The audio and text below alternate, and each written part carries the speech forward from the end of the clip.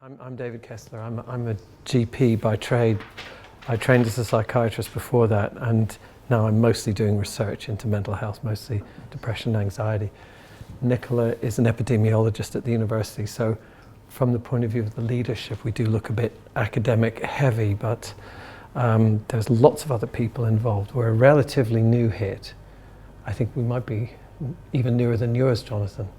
So we're just getting started and trying to get people engaged, and we are getting a lot of people engaged, and I think we've got good relationships with commissioners. We're trying to bring South Gloss and North Somerset into it as well, and we're developing relationship with the council and so on, so we're quite optimistic about, and providers, and PPI of course, which is one of our work streams. So the focus of our HIT is to improve uptake and access to psychological therapies. And that's mainly anxiety and depression, as I'm sure you know. I won't go on about the burden of disease because it's tedious, but then there's this odd effect of everyone competing to say how bad the illness they're interested in is. There seems to be more than 100% of everything, but it is, you know, there's a lot of it about. I think we'll agree to that. And we think psychological therapies are important. I mean, I like drugs too, but patients generally say they prefer psychological therapies, and I think that's really important. In fact, it's about 3-to-1 when you do surveys. So we think that's really important.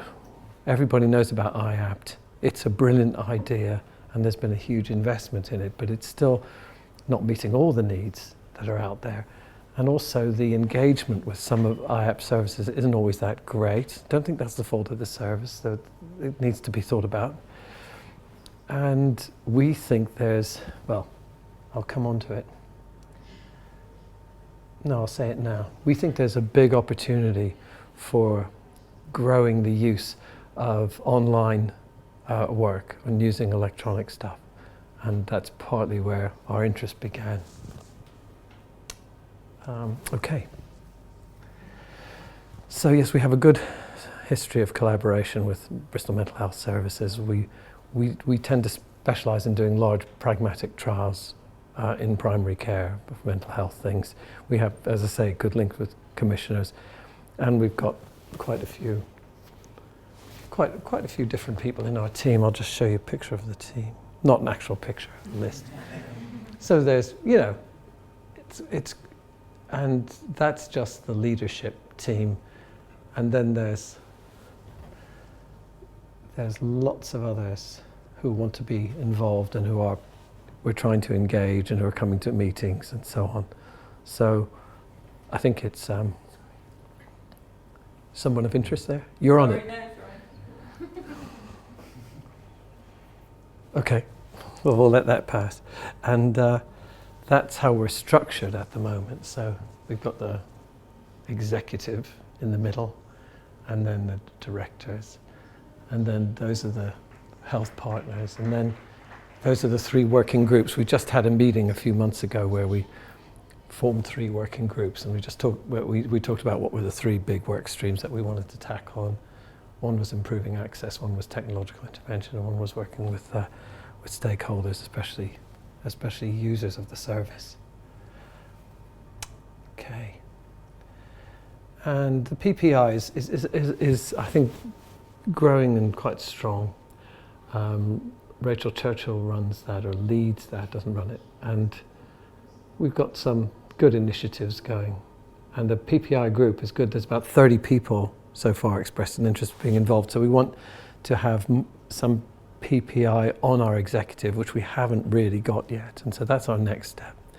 And then we want to have a pool of people that we can go to work with on interventions and developments. So that's ongoing. As I say, we're fairly new. And looking at our goals, these are our short-term goals. We want to increase the number of people who engage with the service, not up to 10%, because that wouldn't be very good, but by 10%. I think it's currently in the 30s. And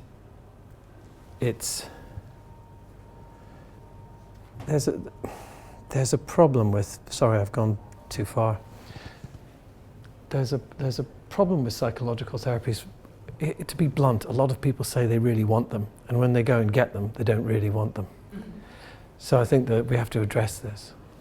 There may be something wrong with the therapy that we're offering, maybe something wrong with the structure of the stepped care pathway, where a lot of people say, I don't want to sit in a group with 6 other people talking about my very difficult intimate problems for 6 weeks before I can get some one-to-one help, which is what I think I really need. So that's a problem. Nobody seems to use the online stuff, and I'll come to that in a minute. I think partly because it's not very good, to put it politely. It's not of great quality. And a lot of people come into psychotherapy thinking they're going to have a chance to really talk about themselves and their background and how they got to where they are. And they're getting a lot of cognitive behavioral therapy, which doesn't necessarily take quite that exploratory approach. And so there's a bit of a mismatch between expectation and what people get. So these are all things we're very interested in. So we want to look at fully informed patient decisions.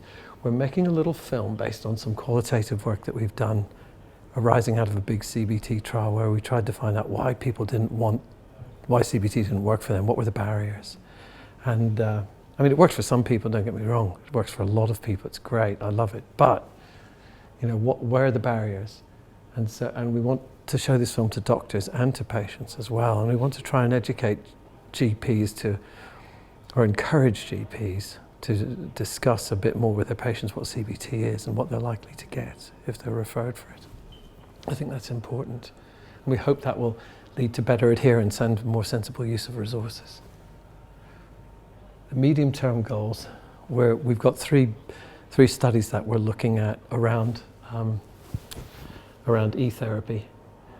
REACT 2, 3, and a small study called TONIC. REACT 2 and 3 are very large trials, the biggest pragmatic trials that have been done in the UK, certainly, of online therapy. And REACT 2 shows that mood gym and beating the blues are no better than usual GP care, i.e. not, no better than just leaving people alone to get better or giving them some pills. So there's something wrong there.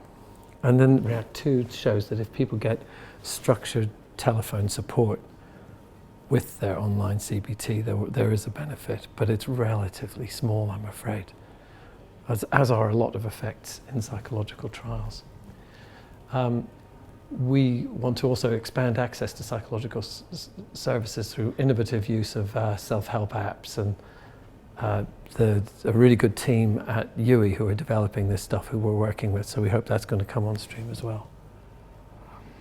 And I really would like, or we really would like, to develop a new model of online CBT. We've just almost been awarded a large sum of money by the NIHR to the National Institute for Health Research to do this piece of work where we develop a blended therapy of both a therapist and a lot of quite evolved online materials, which we hope will be more effective or as effective and more cost effective than face-to-face therapy, and we hope it will meet some of the gap. There's a huge treatment gap in psychological therapy, so that's our aim. That's a sort of longer-term 5-year aim. 2 minutes.